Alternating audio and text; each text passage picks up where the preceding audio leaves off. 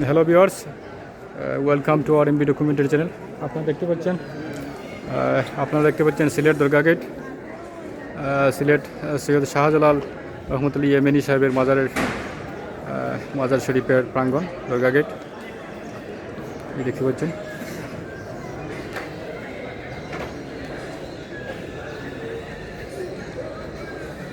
এই হচ্ছে সৈয়দ শাহজালাল রহমতুল্লাহ দরগা গেটের আশপাশ এবং মাজার প্রাঙ্গণ। আর মাজারের পাশেই রয়েছে একটি সুপ্রাচীন প্রায় 550 বছরের পুরনো একটি মসজিদ, ঐতিহাসিক মসজিদ।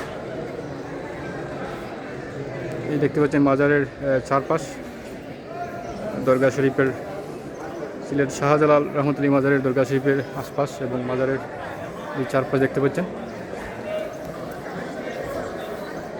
এই দেখেন মাজারে অসংখ্য মানুষ, এখানে প্রতিদিন হাজার হাজার মানুষের আগমন ঘটে এই মাজার শরীফে আশপাশে। আর এই পাশে রয়েছে একটি মসজিদ, সুবিশাল সুপ্রাচীন মসজিদ। এই হচ্ছে দরগার মূল গেট, মূল ফটক। আর এখানে পাশেই রয়েছে মসজিদের পাশেই রয়েছে দরগা। আর এখানে শাহজালালের মাজারের পাশে অসংখ্য শত শত কবরস্থান রয়েছে। সিলেটের ঐতিহ্যবাহী ফ্যামিলি পরিবারের সদস্যদের এখানে সমাহিত করা হয়েছে এই মাজারের পাশে। আর এই পাশেই মসজিদটি, এটি প্রায় 500 বছরের 550 বছরের পুরনো একটি মসজিদ। এই হচ্ছে এই মসজিদের পাশে আমি দাঁড়িয়েছি, মসজিদের পাশে আমি এখন অবস্থান করছি। এই হচ্ছে দরগার মূল ফটক, দরগা শরীফের মূল ফটক এটি। আর এই আমার পিছনে মসজিদ, ঐতিহাসিক মসজিদটি। আর এই হচ্ছে দরগার চারপাশ। এই হচ্ছে সৈয়দ শাহজালাল রহমতুল্লাহ মাজারের চারপাশ, দরগা শরীফের এই চারপাশ, পূর্ব পশ্চিম উত্তর দিকে এই চতুর্পাশে দেখা যাচ্ছে। আর পাশেই মসজিদটি, একদম পাশেই মসজিদ, এই দেখতে পাচ্ছেন এই পাশেই মসজিদটি।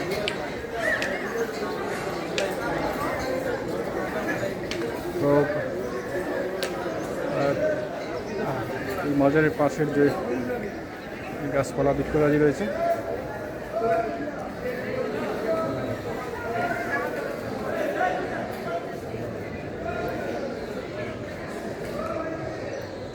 তো আজকের মতো এখানেই